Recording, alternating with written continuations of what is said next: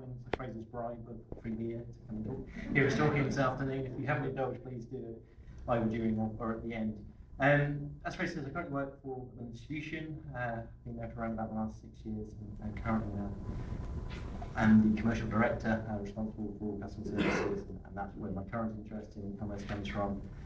Formerly, I spent 10 years with Master Book Services in very similar roles, but actually starting the data entry role. So I can really see the benefits of the systems that we have now from my career thus far within the distribution industry. So my message today really is a fairly old one, but this is my take. So what is e-commerce? Well, for us, e-commerce is the buying and selling of products and services using electronic systems. And it's absolutely right that we should be saying how great batch is this afternoon. But I should also be talking about other systems, because we're fortunate within this industry to have a number of suppliers that are actually providing some really good systems for us as a supply chain. So in addition to batch, we have Hogg, Nielsen, who a lot of you will know, or a lot of the distributors are able to deal on a sort of direct EDI basis as well. So we've got a range of options. I personally think it's good to have competition in the marketplace. It keeps people competitive, and it means that everyone has to be trying to promote themselves to beat their opponents, and that effectively helps keep banging that drum for e-commerce. So we're happy with the state of play. In terms of what e-commerce is, we do talk a lot in this industry about ordering, and I think we've been extremely successful over the years in producing some really significant electronic order ratios. So if I was talking about where we are now at Macmillan Distribution, I would be talking about an electronic order ratio of something like 80–85% on the UK side, and something close to 75% now on the export side. So there's a very narrow gap now between our home and export markets, which is really good news, because it means, in particular, our overseas booksellers are starting to take advantage of things which perhaps some of our UK booksellers have had access to for slightly longer. But it's so much more than orders, and we should try not just to focus in that area. So from our point of view, price and availability is significant. Hundreds of thousands of price availability lines are being taken out of our system every year. Ordering is important, and obviously we have systems that look after ordering, either through routed teleordering or through online systems such as Hogg. But also, more recently for us, it's about direct-to-consumer ordering as well. Booksellers might not like to hear that, but our publishers are ever interested in trying to be in direct contact with their customers. And from a distributor's point of view, we're having to become more sophisticated with our direct-to-consumer supply. Never easy to compete with Amazon in that kind of marketplace, because they really are providing a first-class service to the consumer. So moving on from that, we then have the whole process of receipts. So we have things like order acknowledgements, electronic delivery notes, electronic invoices. All of the administration, effectively, of the transaction has to come into the system, and so I'll talk to you this afternoon, about how they're getting that information into their system, and everyone has the opportunity to do these kind of things. More recently, we've been having a lot of conversations with customers about advanced supply notification. So this is customers wanting to know not just when the delivery is coming, but what's in what box on what pallet, so that they can improve their goods in process, get the books into inventory, and maintain that efficient supply chain. So that's an area where I think we'll see significant growth in terms of EDI traffic in the future, and in its relative infancy. And then things like order tracking are part of that equation.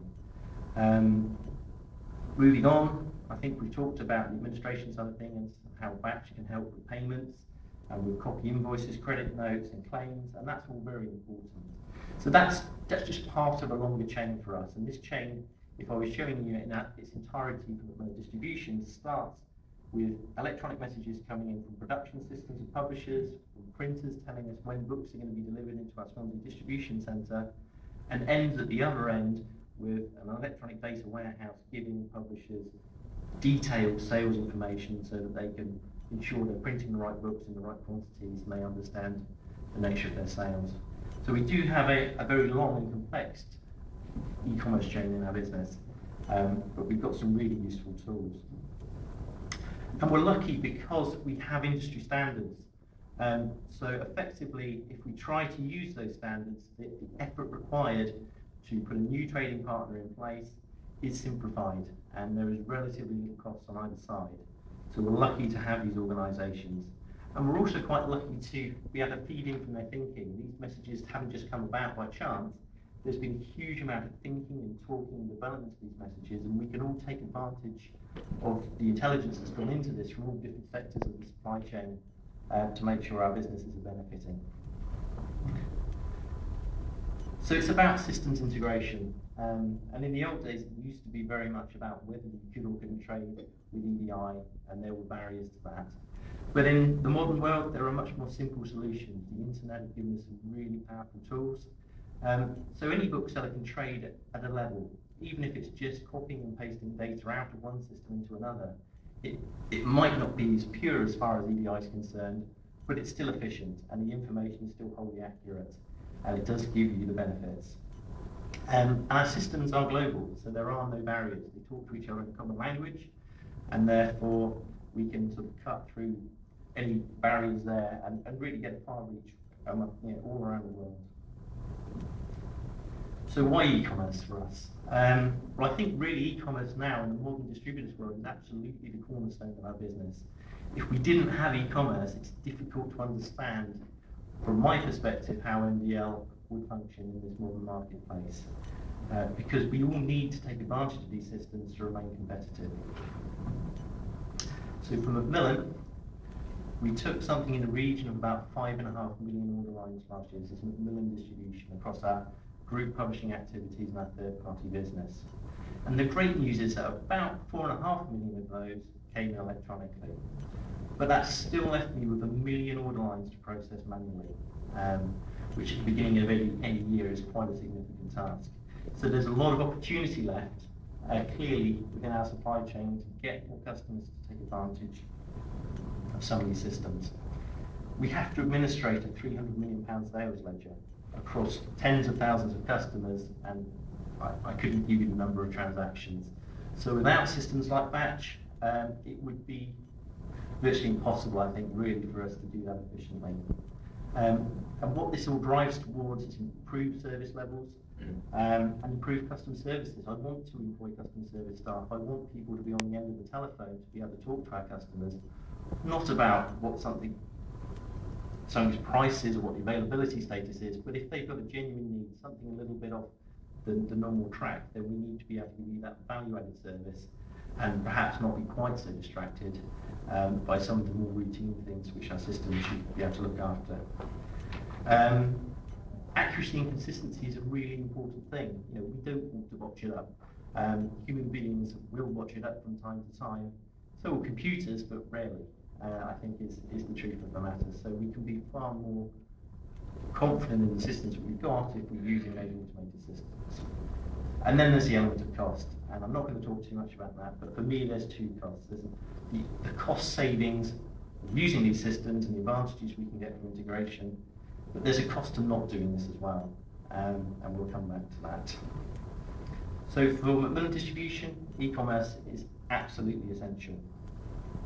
And it's becoming more so. It's becoming an old message, but I don't think it loses focus from my point of view. This is a fairly old model. We've probably seen this in various guises at various presentations over the years. Anyone that's been to London Book Fair over the years will have seen a similar pie chart to this. But it's about where our revenue is going, and we all understand the relative cost within our supply chain. But what we have to start to understand, and the one thing that's missing from this, is consumer discounting. And what we're seeing increasingly is that consumer discounting is driving down everyone's margins. From a distribution point of view, our revenues are falling. Consumer discounting is increasing, and on the retail side, revenues are falling. So how do we combat that? How do we stay competitive and profitable in that world? Well, the answer is in part by using e-commerce to become more efficient. If I had to process 5.5 million order lines in my data entry team, I would need a team 5 times bigger. I'd need an office 5 times bigger. And all those numbers clearly make sense. So we can all take advantage of those savings. It's not just a selfish motivation from a distributor's point of view or a publisher's point of view.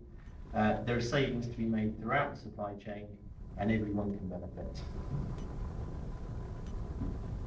But the reality is, as I said, if you don't do this, what is the cost? Because what is your competition doing? We've seen significant growth of sales through the internet sector and through the grocery sector here in the UK, I'm sure in wider markets. And those businesses are succeeding because they're taking advantage of all of the available systems in the marketplace. So for me, it's difficult to understand how a business can remain competitive in the longer term if they don't compete on a level ground. Usage isn't mandatory yet, but I suspect in time it might become so. So for Macmillan Distribution, this year we've introduced a mandatory 100% electronic returns policy for the UK trade. Now Stella, I note your point, and I would dearly love export returns to be going through those same systems, because I personally believe that 99% of the decisions are the same decisions my computer system will make. And we will be pushing them out, and there are plans certainly within Macmillan to try and use those automated return systems more. But with that comes the requirement for people to use them, because certainly on the UK side, and I was shocked to see this when I put the presentation together last year, over half of the returns lines that we authorise ever in the UK market never come back. So I could be employing lots of people to process all of these things, and in a way it's good that returns don't come back, but equally there's a lot of effort going into something that's not actually having any kind of effect. So from everybody else's point of view, we've always tried to position ourselves at the forefront of e-commerce. The one thing I should add is that many of these systems are subsidised by publishers and distributors to make them affordable, to make them usable by our customers. So our message is the same message we've been using for years. Please use the systems, please take advantage of those investments and stay competitive, because we need a landscape in which we have more than Amazon to sell to. It's important we have a range of customers, and everyone should take advantage of e-commerce. And that's me, Fred.